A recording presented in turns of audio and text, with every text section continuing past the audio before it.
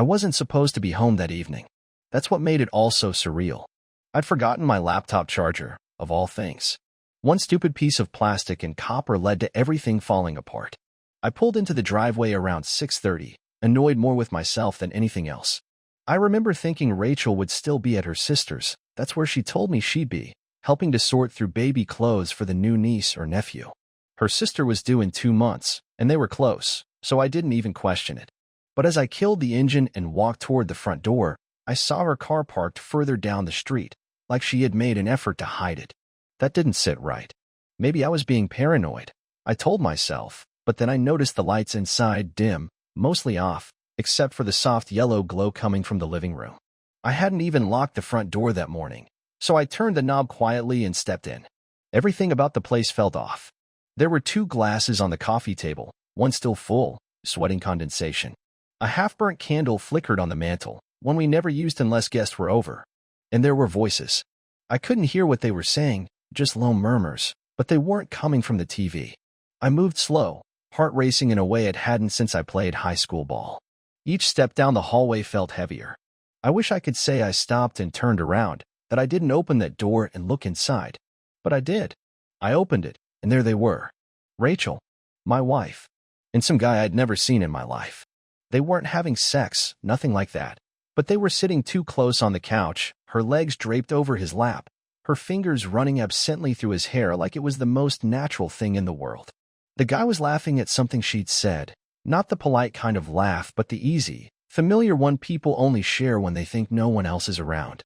She was wearing that stupid hoodie of mine she always stole, like some badge of comfort, and I hated the way it looked on her in that moment. It was mine, and she was making it part of that. Neither of them saw me right away. I stood there, frozen, like if I didn't breathe I could somehow rewind the whole thing. Then she looked up. Her face drained of color like someone flipped a switch. She didn't scream. She didn't say anything at first. Just stared at me like I was a ghost. "Steve," she said finally, like she was still trying to figure out whether I was real. "You're not supposed to be here." I laughed. I don't even know why. Maybe because that was her first thought, not what I'd seen, not how I might feel, but that I wasn't supposed to be there. "I forgot my charger," I said, still holding it together because I didn't know what else to do. The guy stood up like he was about to say something, like maybe he was going to try and shake my hand or give me some bro-to-bro bullshit. I put my hand up before he could open his mouth. "Don't," I told him. "Just don't." Rachel stood up too, adjusting her hair like that somehow made any of this better. "It's not what it looks like," she said, and I swear I could feel my jaw clench hard enough to crack a tooth. "You're joking," I replied. "Rachel, you have your damn feet in his lap." She didn't respond to that. The guy looked like he wanted the floor to open up and swallow him whole, and for a second, I wished it would. I wasn't ready to explode yet, wasn't ready to hit him or throw anything, but I could feel something ugly curling up in my gut. "Who is he?" I asked. I didn't yell. I didn't move. I just stood there with my keys still in hand, like maybe this was just a really awful dream, and I'd wake up in the truck, laughing at myself. "He's just a friend," she said. Her voice cracked a little. "A coworker. We were talking. Just talking. Just talking," I repeated. "At our house. With wine. With a candle. While I'm out working late, again, so we can pay for this place. That's what we're doing now." She tried to speak again, but I wasn't hearing any of it. "Not right then. Do you even like me anymore?" I asked. And that's when she hesitated. She didn't say no. She didn't say yes. She just stood there, silent, and in that moment, I realized everything I thought I knew was probably a lie. I left. I didn't slam the door or shout or ask any more questions. I just walked out and sat in my truck for what felt like hours. I didn't cry. I didn't call anyone. I stared at the dashboard and tried to figure out what the hell just happened. My charger was still in my hand, the reason I was even home, the thing that kicked all of this into motion. I started the engine, drove 3 blocks down, pulled into an empty lot near the high school, and just sat there until the sky got dark enough that streetlights came on. I didn't want to go back, not there, not yet. So I called Tom, my oldest friend, and told him I needed a place to crash. He didn't ask why. I think the tone in my voice was enough. He just told me to come over and said he'd make up the guest bed. When I showed up, he was already standing in the driveway with a beer in one hand and a look that said he knew something big had gone sideways. We didn't talk much that night. I told him bits and pieces, just enough to explain why I wasn't going home. Tom's been divorced twice, so he didn't offer advice, just a quiet place to sit and the kind of silence that doesn't ask for explanations. I tried to sleep but kept hearing Rachel's voice in my head, that stunned, "You're not supposed to be here" line, like I'd walked in on a meeting instead of catching her on a date in our own damn house. The next morning, I woke up early, left a note on the counter, and drove straight to work. I needed something normal, something structured. The office was quiet that early, and for a while, I just stared at the screen, trying to decide what the hell to do. I didn't want to confront her until I was sure. I needed to know how far this thing had gone, who he really was, and how long it had been going on. The look on her face last night, that hesitation when I asked if she liked me anymore, told me enough to push forward. So I started digging. Rachel worked in marketing at a mid-sized firm across town, and I knew they did a lot of collaboration with outside consultants. I'd never met most of her coworkers. She never brought them up unless I asked. She'd always been protective of her work life, said it was better to keep things separate. I used to think that was her just setting boundaries. Now I wondered if it was just to keep things hidden. I remembered the guy from the living room, brown hair, button-down shirt, watched too nice for someone under 35. I took a photo of his car as I left that night, a silver Civic with a dent on the passenger side. I didn't recognize him, but I figured someone at her work might. That afternoon, I called her office from a burner number and asked to speak to Rachel, pretending to be someone from a client company. The receptionist asked who was calling, and I said, "Tell her it's Daniel. She'll know." The hold music played for a second before a new voice picked up. Not Rachel. It was the guy. "Daniel speaking," he said, calm, polished, like he answered Rachel's phone all the time. I didn't say anything. "Hello?" he asked again. I ended the call. So his name was Daniel. That was all I needed to start. I did what any half-decent IT guy with a grudge and too much time would do. I searched LinkedIn, company websites, conference guest lists, anything. He wasn't hard to find. Daniel Cooper, marketing consultant. Worked closely with Rachel's firm for the past 6 months. Smug profile picture, bio full of buzzwords, glowing recommendations from all the right people. I made notes of everything, his photo, his job history, mutual connections. I wasn't going to confront her blind. I needed every angle covered. That night, I didn't go back to Tom's. I drove by the house again around 7 p.m. Her car was in the driveway, lights off. His car wasn't there this time, but I stayed across the street for an hour just in case. Around 8, I saw her pull the curtains back and stare out for a few seconds. She looked tired. Not guilty. Just tired. Then she turned and disappeared again. On Saturday, I made my move. I showed up at her firm's open house event. She didn't know I was coming. The event was supposedly to showcase their new office renovation, with guests allowed to walk around and see how the company worked. I dressed up, smiled at the receptionist, and told her I was Rachel's husband. She smiled, gave me a name tag, and pointed me to the 3rd floor. I walked through the halls pretending to admire the decor until I spotted him. Daniel, talking to a group of younger employees, all laughing like he was some celebrity. He turned, saw me, and for a split second, I saw confusion flash across his face before he turned back to his audience like I was nobody. But he knew. I walked past, said nothing, and waited near the elevator until I saw Rachel. She was coming out of a side office, holding a notepad, completely unprepared to see me. Her face dropped. "Steve," she said, "what are you doing here?" "I wanted to see where you work," I said flatly. "Nice place. Love the candlelight vibe from the other night."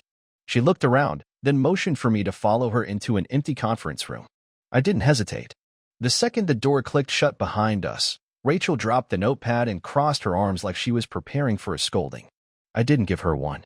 I stood on the opposite side of the table, keeping my hands in my pockets, just looking at her, really looking, and waiting to see if she'd crack under the pressure of silence. But she didn't. She leaned back against the edge of the table and tried to act composed, though the way her eyes kept darting toward the door told me she wasn't nearly as calm as she wanted to seem. "So, are we going to talk about this? Or are you going to pretend I imagined what I saw?" I asked her directly, giving her no room for vague excuses or emotional misdirection. Rachel looked away for a second, probably trying to figure out what I already knew. She'd been caught, not just in the act of spending time with another man, but in the much deeper lie of keeping me around as a placeholder while she slowly handed over pieces of herself to someone else. When she spoke, her voice was quiet but clipped, like she was rehearsing. "It's not what you think, Steve," she said, and I couldn't help but laugh once, just once, The kind of laugh that comes out when anger and disbelief are too tangled to untangle. No, I said, stepping closer. Because from where I was standing, it looked exactly like you were playing house with a guy who isn't me. In our living room, wearing my hoodie, drinking wine, lighting a candle. Was that your sister's idea too? Or did Daniel help you with the mood? She winced, just slightly, and that was the first honest reaction I saw from her. We were talking, she said, still trying to hold that line. It was emotional. I didn't plan for you to see that. I know you didn't, I cut in, my voice sharper than I'd expected. You parked his car down the street. That tells me everything I need to know. Rachel's face turned red, whether from guilt or frustration, I didn't care. She stepped away from the table, walking in a slow, pacing circle, the kind people do when they feel trapped but are too proud to say it out loud. Look, I didn't sleep with him, she said, stopping near the window and looking out like it would help her find a cleaner version of the truth out there. I didn't move. So what? You've just been spending your nights emotionally stripping down with him instead? You think that's somehow less of a betrayal? Do you think I'm stupid enough to believe this hasn't gone further than that? She turned toward me, face set, ready to argue now. You don't understand how it's been for me, she snapped. You're always working. You come home tired. You don't talk to me anymore. I felt like I'm living with a roommate for the past year. And your solution was to find someone else to play husband? I fired back, stepping toward her so she couldn't avoid looking at me. You didn't try to fix it. You didn't bring it up. You didn't ask for counseling or say you were unhappy. You just decided to sneak around and tell yourself it wasn't cheating because your clothes stayed on. She rubbed her temples with both hands like I was giving her a migraine, which only pissed me off more. I didn't plan it, she said. It just happened. We got close through work. I started venting, he listened, and one day it crossed a line. No, Rachel, I said firmly, you crossed the line. You. Not the job. Not the stress. Not me being tired. You made a choice. And then you made it again. And again. She didn't respond. Her breathing had gone shallow, and she wouldn't look at me now. Her arms were wrapped around her chest again, like she was trying to hold herself together with pressure alone. I deserve to know how long this has been going on, I said, calmer now, but with more weight in my voice. Give me the number. I want a real answer. She didn't speak for at least 10 seconds, maybe more. Then she finally said, 5 months. Maybe 6. That hit harder than I expected. I thought I'd already prepared myself for whatever came out of her mouth, but hearing it quantified like that, how long she'd been walking around in our house with this secret buried under her smile, it took the air out of me. And you thought I'd never notice? I asked. That I'd just keep working, keep trusting you, keep paying for everything while you played pretend with this guy behind my back? Rachel didn't answer. Instead, she stepped past me and reached for the doorknob. We shouldn't do this here, she said. I stepped in front of the door before she could open it. No, we shouldn't, I agreed. But you brought it here when you let him answer your phone yesterday. Her eyes widened slightly, like she hadn't realized I'd pulled that stunt. That was the final confirmation I needed. Her body language, her silence, the way she didn't even deny it, all of it added up to the same damn answer. Steve, she began, voice low, almost pleading, can we just go home and talk this through? I moved aside and opened the door. We'll talk, I said. But it won't be the kind of conversation you're hoping for. She didn't say anything as she walked past me, and I followed her out of that glass and steel office where she'd built this other life. We walked to our separate cars without speaking another word. The ride back to the house was dead silent. We took separate cars, didn't speak at any red lights, and when we pulled into the driveway, she didn't wait for me. She went straight inside like she lived alone.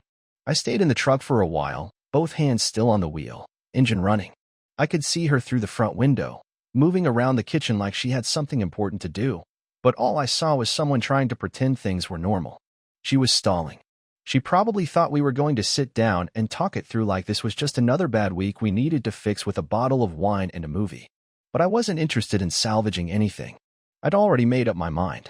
The only thing I wanted now was to make sure she understood the weight of what she had done, and I wasn't going to give her the satisfaction of begging for forgiveness or pretending like her half-assed explanations meant anything. I finally stepped out and went inside. She turned when she heard the door but didn't say a word. She just looked at me, like waiting to see which version of me was walking in, angry, defeated, numb. I didn't give her any of that. I walked straight past her, up the stairs, and into our bedroom. I opened the closet, grabbed the 2 large storage tubs I had used for moving years ago, and started packing my things without a word. I didn't bother folding anything. I just grabbed shirts, pants, socks, and shoved them in. She came up a few minutes later, hovered in the doorway like she didn't know if she was allowed to come in. "What are you doing?" she asked. I didn't look at her. "I'm leaving," I said. "Where are you going?" "Doesn't matter," I replied. "You didn't seem too worried about where I was when you were draped across Daniel's lap." She stepped further into the room, her voice a little higher, more defensive. "You're overreacting." I stopped packing for a second, then turned to face her. "No, Rachel, I'm reacting just right," I said. "I just didn't start reacting 6 months ago when you did. I stayed loyal while you checked out." Her mouth opened like she wanted to fight that, but she closed it again. She knew better. "You can't just disappear," she said. "We have a house, bills." "I know exactly what we have," I interrupted. "And I've already spoken to a lawyer." She blinked hard. "You already got a lawyer?" "I've had one for 2 weeks," I told her. "Since the night I saw the two of you together. I wanted to give you a chance to come clean. You didn't. So now I'm not giving you a say in anything."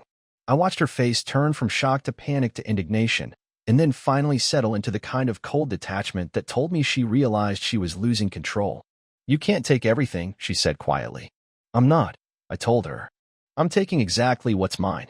You want to keep the house? Fine. I'll make sure you also keep the mortgage. You want to keep playing family with Daniel? Then you can explain to your friends and your family why your husband disappeared and took all the savings with him." She stepped closer. "You took the savings?" "All of it," I said. "It was in my name. I moved it before I even confronted you." Her voice rose again. "You're being petty." "No, I'm being smart," I said. "You lied to me for half a year, probably longer. You used me, you let me keep working and paying for everything while you played around like you were single. This isn't revenge, Rachel. This is consequences." She was breathing hard now, pacing in place. I zipped up the suitcase and picked up the 2 tubs. "Where will you go?" she asked again, softer this time. "I'll be fine," I said. "I've got people." "But you? You should probably figure out how to explain this to your boss before Daniel starts getting calls from my lawyer." Her face twisted. "You wouldn't." "I would," I said. "And I already did. HR will get a full file on Monday." She just stood there, stunned, while I walked past her and down the stairs. I stopped at the hallway closet, pulled out the lockbox with our joint documents, and removed everything with my name on it. She followed me halfway to the door. "You're throwing away everything over one mistake," she said. I turned to her one last time. "No, Rachel, you threw it away. I'm just walking away from the wreck." Then I opened the door, carried my things outside, and left. 2 days later, I agreed to meet her. I didn't want to, but the messages kept coming, and I figured I'd rather hear her out in person than let her spin her own version of things to mutual friends or family. We met at a cafe on the edge of town, not too busy, not too empty. Neutral ground. She showed up before me, sitting at a table by the window, looking smaller than I remembered. I walked in, sat down across from her without saying anything, and waited.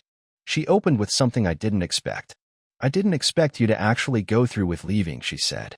I looked at her for a long second before answering. "Yeah, that much was obvious."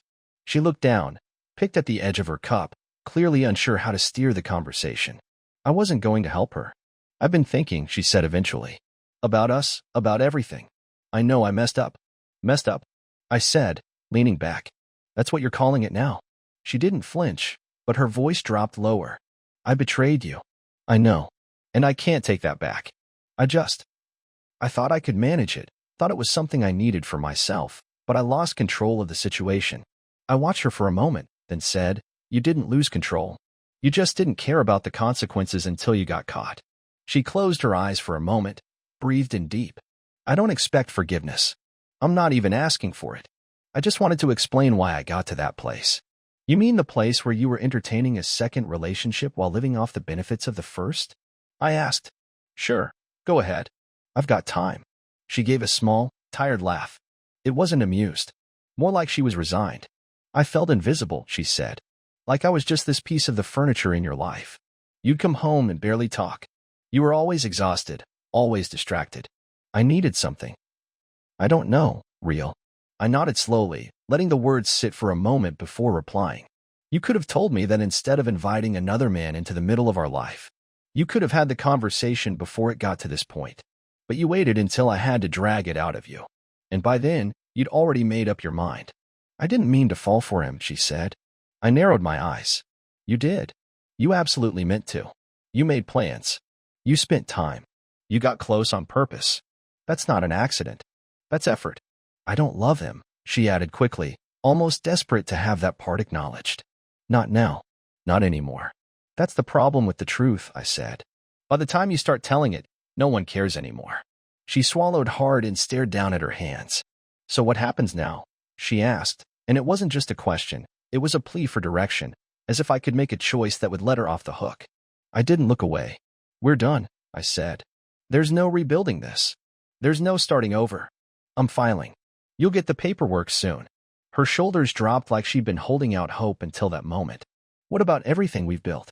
The memories, the life. Those were nice while they lasted, I answered. But they're tainted now. I look back and I don't see memories. I see setups for the betrayal. I see the dinners you cooked while texting him. I see the vacations we took while you were already slipping away. You don't come back from that. She looked up, her face tight. I never thought you'd walk away so easily. Easily? I shook my head. Do you have any idea how much effort it takes to pack up everything you thought was real and walk out without blowing the whole thing up in a fit of rage? Do you know how hard it is to stay calm when your life flips like a light switch? She didn't respond. I loved you, I said, quieter. For years, I thought we were good. I thought we'd weather whatever came. But you made a different decision, and I had to make mine. Are you going to tell everyone? She asked, still not sure how much fallout was coming her way. I don't need to, I said. You'll tell it yourself. You'll either tell the truth because you feel guilty, or you'll spin a lie to protect your ego. Either way, I'm not part of it anymore. She nodded, and for once, there were no arguments, no excuses, no deflections. I'm sorry, Steve, she said. I mean it. I believe you, I said. But it doesn't change anything. We sat in silence for a few more minutes, then I stood up, slid my chair back into place, and turned to leave. Take care of yourself, she said as I walked away. I didn't answer. I moved into a small apartment on the other side of town, not because I needed the distance, but because I didn't want to see reminders of what used to be. The house wasn't mine anymore, not emotionally, and it sure as hell wasn't going to be physically once the divorce was finalized. I brought with me 2 tubs of clothes, my laptop, and a few boxes I'd grabbed from the garage tools, a stack of old books, and some pictures I hadn't looked at yet. The space was quiet, and I needed it that way. No echo of someone else walking down the hall, no tension hanging between walls. Just silence I could manage, instead of the kind that follows betrayal. Tom helped me move, didn't ask many questions, just carried boxes and bought takeout. I told him the short version of what happened, and he shook his head like someone who'd seen that story play out too many times. He didn't judge her, didn't try to make it better, which was exactly what I needed. I started sleeping better after the 3rd night. No phone buzzing at 2 in the morning, no whispering from the other side of the bed. Just uninterrupted rest. Work didn't change much. I showed up, did my job, and left without small talk. People could tell something was different, but no one asked. I kept it that way. The lawyer handled the filings. I got a call from Rachel once about a financial form she couldn't figure out. She didn't ask how I was, and I didn't offer anything either. The process moved fast because there wasn't much to fight over. She kept the house. I took the savings and my retirement. We split everything else down the middle. I left her the furniture because it didn't feel like mine anymore. The lawyer said I was letting her off easy, that I could have dragged it out, but I told him that would have cost me more than money. I wasn't interested in punishing her. I just wanted her gone. About a week after the papers were signed, Rachel texted me. Just a plain message. Can we talk? I thought about ignoring it, but curiosity got the better of me. I called her, and she picked up on the first ring. What is it? I asked. I wanted to let you know I've decided to quit my job, she said. I can't stay there. Not with all the looks. Not with him still around. That's your call, I said. You created that mess. You get to live in it. I know, she said. I'm not asking for sympathy. Just wanted you to hear it from me. You didn't know me that, I told her. That courtesy would have been useful 6 months ago. She sighed, then said, I'm not seeing him anymore, in case that matters. It doesn't. There was silence on the line for a few seconds. I hope you're okay, she said finally. I will be, I said. But it's not going to be because of anything you did. We ended the call without any dramatic ending. No long goodbye. Just 2 people who had nothing left to say to each other. I deleted her number after that. Not because I hated her, but because I didn't want to keep wondering what she might say next. I needed to move on, and keeping the door cracked open wasn't helping. The freedom felt strange at first. I had time again. I started going to the gym in the evenings, not to look better or prove a point, but because it gave me something to do. I spent weekends cleaning, reading, doing nothing at all. I got used to the quiet. Some nights it hit harder than others, especially when I saw couples walking past the window, laughing or arguing. But I didn't miss Rachel. I missed the idea of having someone I could trust. That was different. Eventually, I told my family. My sister was shocked, my mom was sad, and my brother just said, "Figures." He never liked her much. I didn't go into detail. I just said she'd been unfaithful, and I left. That was enough. People always want to understand the why of it all, but sometimes there's no satisfying reason. Sometimes people just make bad choices and don't stop making them until they've burned through every bit of goodwill you gave them. Months passed. I stopped thinking about her first thing in the morning. I stopped expecting her to text. The apartment stopped feeling temporary. I even started seeing someone. Casual at first, nothing serious, just someone to talk to, have dinner with, and share some silence that didn't feel loaded. I told her up front I was divorced, that it ended because of cheating, and that I wasn't looking for a replacement wife. She didn't flinch. Said she wasn't looking to be one either. That honesty made things easier. Looking back now, I'm not angry anymore. I don't forgive Rachel, but I'm not carrying the weight of it like I did in the first few weeks. I see what happened, I understand how it broke down, and I know I'll never ignore those signs again. I didn't deserve to be lied to, but I also won't let it define me. Life didn't end with the divorce. It just changed. And not everything about the change was bad. Some endings are just the start of living honestly again.